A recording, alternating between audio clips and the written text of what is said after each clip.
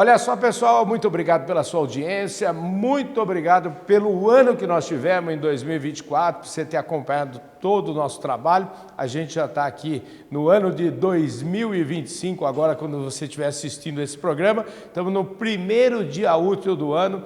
E todo ano é assim, a gente tem que começar o ano com o pé direito. Vocês estão vendo aqui do meu lado o Duarte Nogueira, que todo mundo conhece como Nogueirinha, mas agora descobri, o nome dele é Antônio Duarte Nogueira. O pai chamava Dr. Antônio Duarte Nogueira, era médico, e o filho dele, Antônio Duarte Nogueira Neto, prefeito de Ribeirão Preto por 2 mandatos, acabou de entregar o cargo ontem e está aqui falando no Fala Carlão. Claro, essa entrevista nós gravamos um pouquinho antes para mostrar para vocês. Obrigado pela gentileza de me receber aqui no Centro Administrativo de Ribeirão Preto. Eu que agradeço, Carlão. É uma honra para mim poder te receber aqui no Centro Administrativo da nossa cidade, a sua primeira visita aqui. Pois é. A gente já se encontrou inúmeras vezes, principalmente nas edições da AgriShow, em outros locais de eventos, mas essa é a primeira entrevista que eu te concedo aqui na Prefeitura. Pois é, eu estou muito honrado com isso. Queria agradecer o pessoal da plataforma Agro Revenda, a nossa revista que é a plataforma de conteúdo da distribuição do agronegócio, que apoia o nosso trabalho. Então está aqui mostrando para vocês. Prefeito, missão cumprida, 2 anos. Eu queria, assim, o nosso programa você tem oportunidade, porque eu sei que você pegou a Prefeitura de Ribeirão Preto 8 anos atrás numa situação bastante crítica. Qual que é o balanço e o que vem pela frente? Mas vamos falar um pouquinho do balanço, vamos olhar um pouquinho no retrovisor aí. Bom, Carlão, você acompanhou bem, né? Quando eu assumi em janeiro de 2017, era uma cidade quebrada, totalmente vilipendiada do ponto de vista de escândalos de corrupção, gente presa, e nós tínhamos que recuperar tanto ela do ponto de vista orçamentário financeiro, quanto do ponto de vista administrativo, de gestão, e transformar os nossos projetos, as propostas que a gente apresentou na campanha eleitoral 2016, em planejamento, ações e entregas. E foi isso que aconteceu ao longo desses 8 anos. Pagamos as dívidas, deixamos hoje uma cidade com capacidade de pagamento a mais. Segundo o Tesouro Nacional, só tem 8 cidades no estado de São Paulo, das 645, que têm capacidade de pagamento a mais. É uma espécie de AAA do setor público. E que uma delas é Ribeirão. E entre as 10 maiores, só Ribeirão Preto tem o Capag-A e outros pontos de estandarização de selos de qualidade fiscal, transparência, 93% é a nossa régua na Controladoria Geral da União. Então, hoje é uma cidade que tem toda uma prefeitura sem papel, tudo digitalizado, lâmpadas LEDs nas nossas ruas e avenidas com redução e retirada de metais pesados de vapor de sódio, de vapor de mercúrio, substituído por lâmpadas com eficiência energética de 68%. Nós temos 25 novas escolas, 15 novos centros de referência de assistência social, tínhamos apenas 5, hoje temos 15. Inauguramos 2 UPAs, a terceira fica pronto nos próximos meses, o maior AME, que é o Ambulatório Médico de Especialidades do Estado de São Paulo, e um grande programa de mobilidade urbana. Nós construímos 56 quilômetros de corredores de ônibus, 11 eixos, substituímos 100% da nossa frota do transporte coletivo, 306 ônibus, que hoje tem ar-condicionado, carregador de celular, Wi-Fi grátis, suspensão pneumática e motorização Euro 6. É a única frota brasileira 0 km com Euro 6, ou seja, menos emissão de poluentes, 80% a menos de particulado no meio ambiente e limitação de barulho de 72 decibéis ao máximo. Então, menos poluição ambiental, menos poluição sonora. E chegamos a quase 900 quilômetros de asfalto novo ao longo desses 8 anos, resolvendo a buraqueira que a gente recebeu. Hoje temos uma cidade bem melhor organizada, com indicadores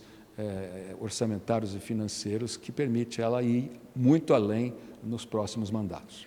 Deixa eu te falar, você foi, antes de ser prefeito, você foi secretário de Estado, você foi deputado. E tem uma coisa que eu gosto de pensar sempre, que a vida real, ela só tem uma, né? Porque a gente tem o presidente da República, a gente tem o governador do Estado, Mas eu, você, o Anderson, a Renata, todos nós vivemos num lugar só, que é o município. Como é que foi essa experiência sua, realizar para o município? Foi espetacular, né? Você ter o privilégio de ser prefeito da sua cidade e escolher uma boa equipe de gente com aptidão, competência, capacidade, ter um bom conjunto de projetos e seguir uma certa regrinha que funcionou muito na nossa administração, que foi a adoção dos 5 P's.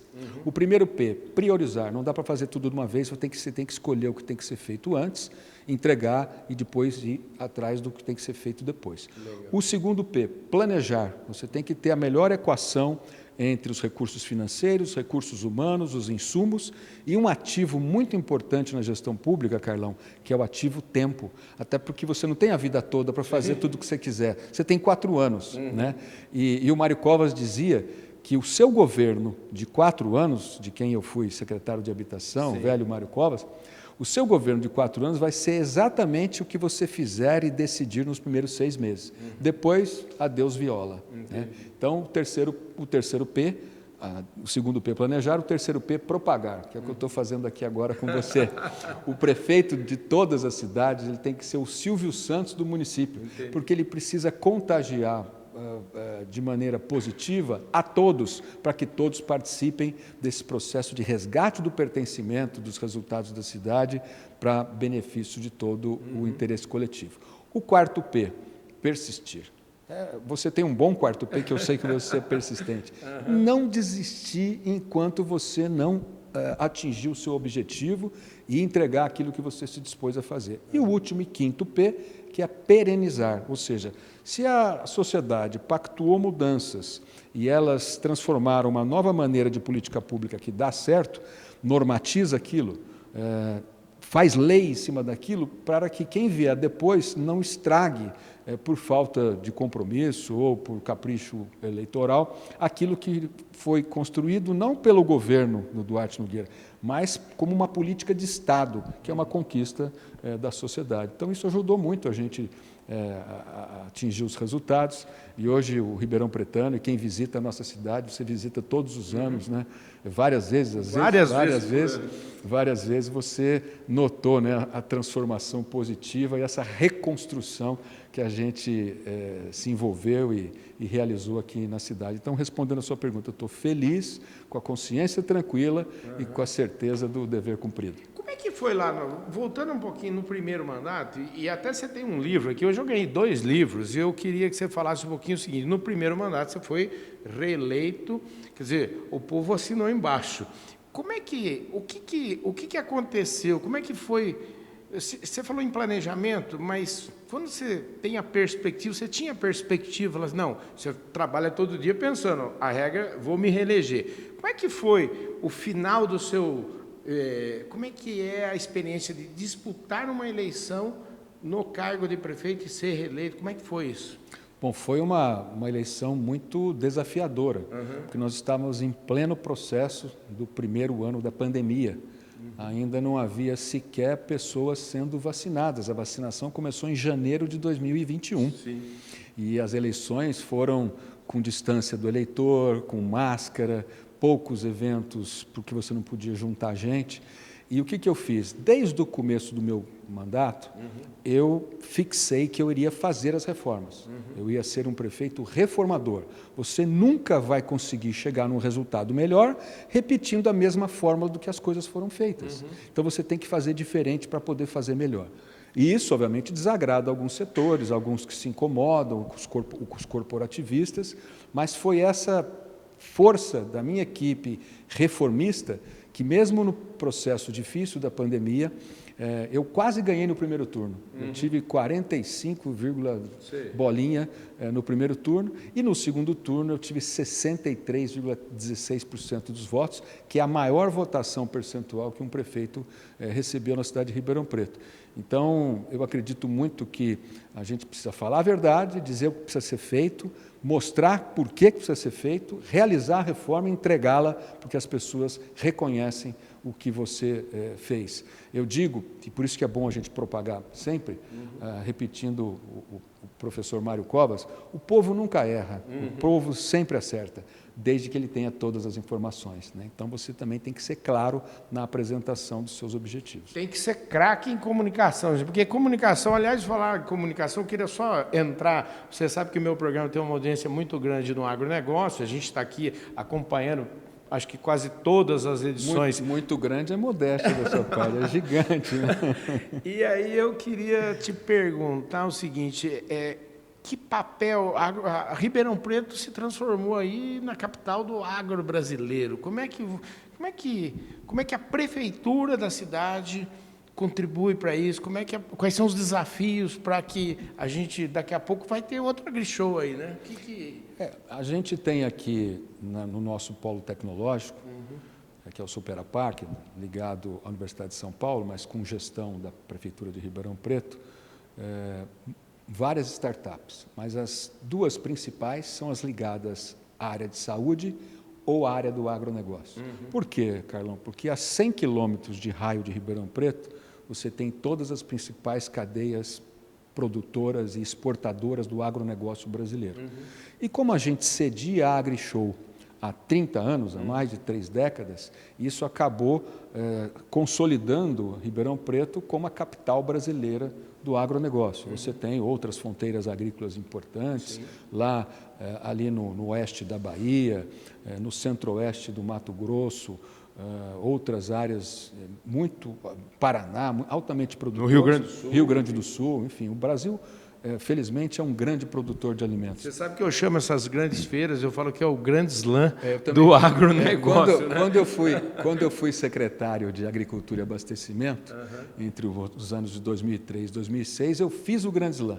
Além da AgriShow, eu fiz Luiz Eduardo Magalhães, fiz AgriShow Rondonópolis, fiz Não Me Toque, fiz Expo Inter, fiz todas as feiras e completei o Grande Slam naquele período. E você faz isso, acho que todos os anos. Eu faço isso todos os anos. Então, esse nosso país é de uma beleza, né, incomensurável, e a gente precisa cuidar melhor dele para ele poder entregar mais para a nossa população. E já que você falou do país, eu queria agora, então, você se despediu, você se despede da prefeitura com uma experiência aí de 8 anos no Executivo.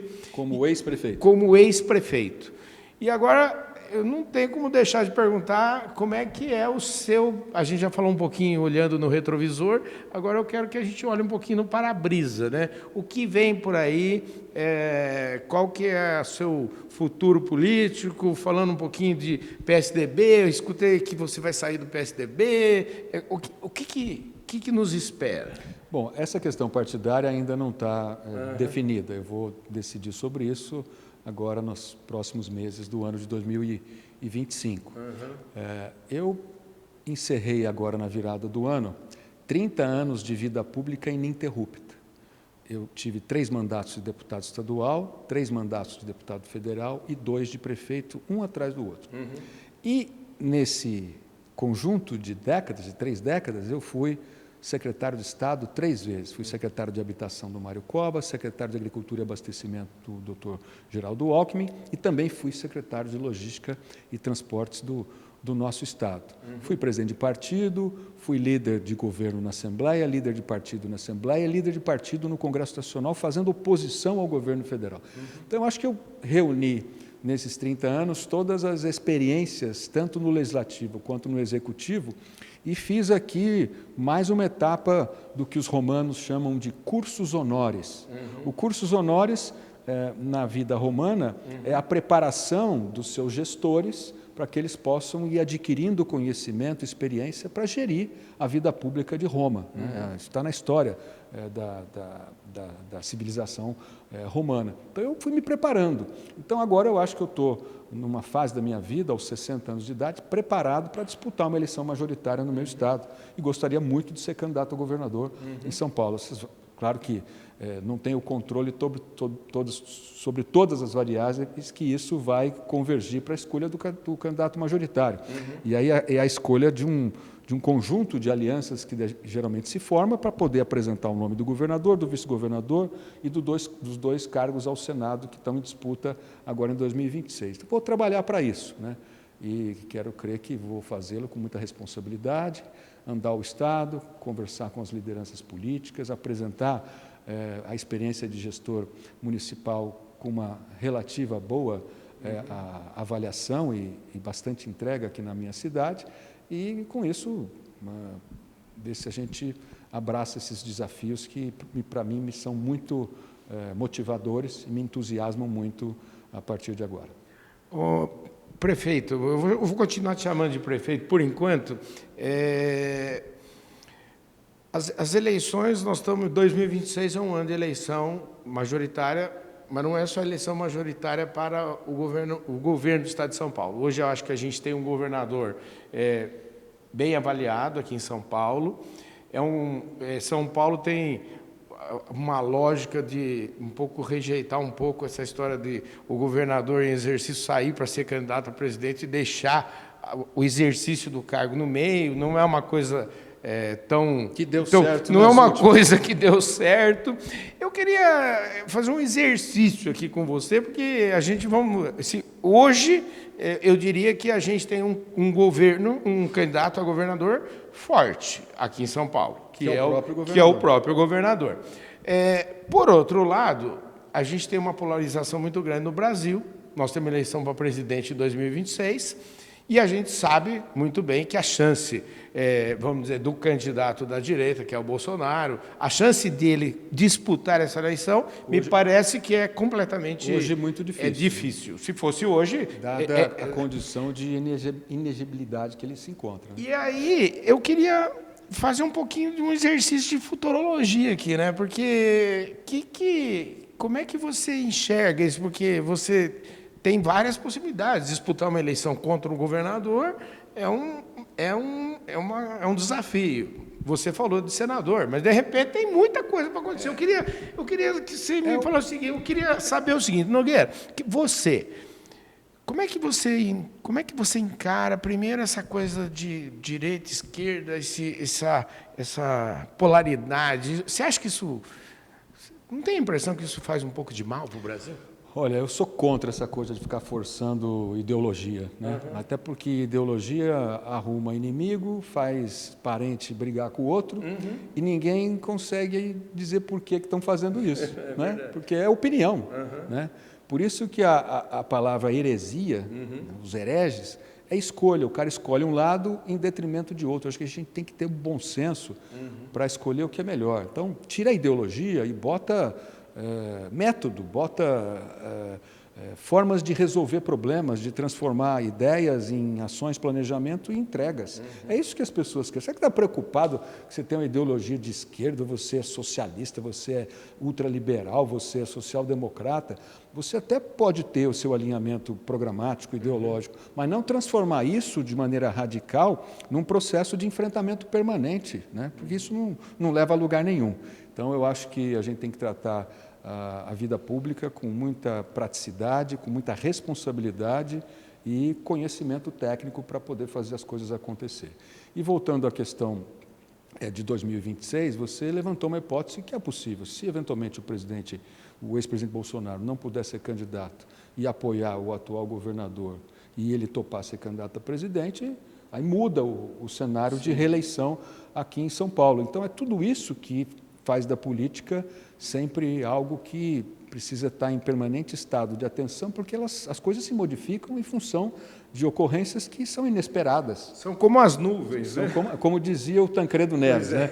Você olha para a política como nuvem, cada hora está de um jeito. E é verdade, porque a sociedade é dinâmica, as ideias... Você imagina, né? A gente teve agora no final do ano essa coisa do dólar. Alguém imaginava que a gente ia ter essa escalada violenta do dólar nas últimas semanas do ano de 2024? Quer dizer, são fatores que a gente diz que são supervenientes, eles não foram capazes de ser medidos ou de ser antecipados. E a política tem muito disso. Então, se eventualmente eu pretendo disputar o governo do Estado de São Paulo, aí eu tenho que estar pelo menos no ponto do ônibus, né? Se o ônibus passar, parar, abrir a porta, aí eu entro e sento no motorista. Olha, diz o Roberto Rodrigues o seguinte, que a definição de sorte, ele falou o seguinte, que sorte é quando você precisa pegar um trem, mas você não sabe a hora. Então, o que você tem que fazer é ir lá na estação e ficar lá esperando até ele passar. Exatamente isso. É uma outra forma metafórica de dizer essa aspiração da disputa majoritária para governador. Fica parado lá no ponto de ônibus, dia e noite, chuva e sol, 1 hora o ônibus vai passar. E se passar, você monta e segue no seu destino. É isso aí, gente. Ó, temos um candidato a governador aqui, temos um furo de reportagem aqui no programa Fala Carlão. Escuta, falando um pouquinho do arranjo, para a gente concluir essa história do arranjo partidário, como é que você... Tudo pode acontecer. Você acha que a gente vai ter um partido de centro capaz de disputar uma eleição majoritária para presidente da República? Eu acredito que sim. Aliás, hoje nós temos alguns partidos de centro que cresceram nas últimas eleições municipais. Porque qual foi o recado principal do eleitor nessas últimas eleições de outubro de 2024? O eleitor foi escolher para o lado do centro, abandonou, na sua grande maioria, os extremos, tanto da esquerda quanto da extrema-direita. Então, por quê? Porque ele percebeu que essas extremas não estão entregando os resultados que a população esperava. Então, caminhou para o centro. Então, eu acho que partidos de centro, isoladamente ou de maneira conjunta, em alianças, têm grande chance de apresentar até mais de uma candidatura de centro, com gente preparada, com ideias, com propostas, para qualificar o debate e trazer mais sanidade e coerência para a política, porque ela está precisando muito. Deixa eu te falar, pega esse livro que você acabou de... Aqui, ó, lançar, eu preciso falar, né, o lançamento aqui desse livro aconteceu agorinha mesmo. Como é que é? Faz um balanço, e eu dei uma espiada, assim, eu dei uma orelhada aqui na orelha, e na orelha você cita um exemplo aí, acho que seu pai mesmo falava que os erros ensinam muito mais do que os acertos. Eu queria que você me falasse o seguinte, ao longo de 8 anos, para a gente encerrar aqui, me fala de de um erro e um grande acerto que você teve, que te ensinou. Bom, primeira questão por que o erro é pedagógico. Porque quando você acerta, você comemora e daqui a pouco você já esqueceu a comemoração. O erro não, o erro é dolorido. Então, ele fica entranhado ali em você e ele é pedagógico por causa disso. O que eu acho que foi um êxito, né? Eu ter conseguido colocar as finanças dessa cidade numa situação de descalabro para uma situação de uma das melhores avaliações orçamentárias e financeiras do Brasil em termos de município, reconhecido pelo Tesouro Nacional, pelo SICONF, pelo Tribunal de Contas do Estado, pelo Ministério Público, pelos órgãos de controle externo. E as dificuldades? As dificuldades estão muito voltadas na questão do tempo. Eu queria ter concluído e entregue o centro administrativo que eu iniciei, eu queria ter feito outras avenidas que eu não tive tempo de fazer, mas fiz muitas outras. Então, eu acho que sempre está por ser feito. Por quê? Porque a natureza humana, principalmente uma cidade, o que é uma cidade quando ela surge? Ela surge geralmente consagrada em cima de uma fé ou de uma expectativa de esperança de algumas pessoas. Aquela cidade vai sempre crescendo consagradamente. Então, quando você é prefeito dela, você tem que se entregar para ela o máximo que você puder fazer em devoção a essa consagração que você faz parte, desde a sua origem. E a gente, às vezes, não consegue fazer tudo, né? Então, eu sempre lembrava, quando eu comecei o primeiro mandato, falava para todo mundo, olha, a cidade está numa situação tão complicada que não vai ser 1 ou 2 mandatos que vai resolver, vamos precisar de 3, 4 ou 5 mandatos para Ribeirão Preto atingir o seu potencial máximo de desenvolvimento que ela tem e que pode chegar lá. Eu estou entregando ela, como os engenheiros dizem, no I0 muito melhor do que eu recebi. E espero que os meus próximos sucessores façam o mesmo, como uma corrida de bastão, que você entrega o bastão da melhor maneira, a melhor posição possível lá na frente, para quem vier depois pegar o bastão e fazer ainda melhor. Querido, muito obrigado, eu agradeço demais, foi uma entrevista ótima. Obrigado aqui pelo livro, Administração Pública, Desafios e Soluções, Reconstruindo o Futuro. Aqui. E tem um outro, esse aqui é o do segundo mandato. Esse conta o segundo mandato, 2021-2024, e o primeiro volume, que eu lancei no comecinho de 2021, conta a eleição de 2016, a minha primeira eleição, o governo de transição, o mandato de 4 anos, o último ano, que foi o ano da pandemia, e a reeleição. Então tem os 2 volumes para contar a história completa. Agora os 2 são meus. Já são seus. É isso aí, gente. Olha, obrigado demais pela audiência, obrigado por você me receber agradeço, aqui. Carlão, sempre um Eu prazer. acho que essa entrevista, olha só, eu torço para que ela se transforme numa entrevista histórica aqui na minha carreira. Faço votos que você tenha muito sucesso aí nas suas próximas jornadas. Viu? Eu que agradeço, um abraço para você, até uma próxima oportunidade. É isso aí, gente. O programa Fala Carlão, sempre, sempre na prateleira de cima do agronegócio. Agora eu posso dizer que é na prateleira de cima da política brasileira também. Eu conversei aqui com o agora ex-prefeito Duarte Nogueira, o Antônio Duarte Nogueira Júnior, o Nogueirinha, como todo mundo carinhosamente chama, e super obrigado, fez 2 gestões extremamente importantes aqui na cidade de Ribeirão Preto, que é a capital brasileira do agronegócio, e você já sabe, o programa Fala Carlão é na prateleira de cima do agronegócio brasileiro. Valeu!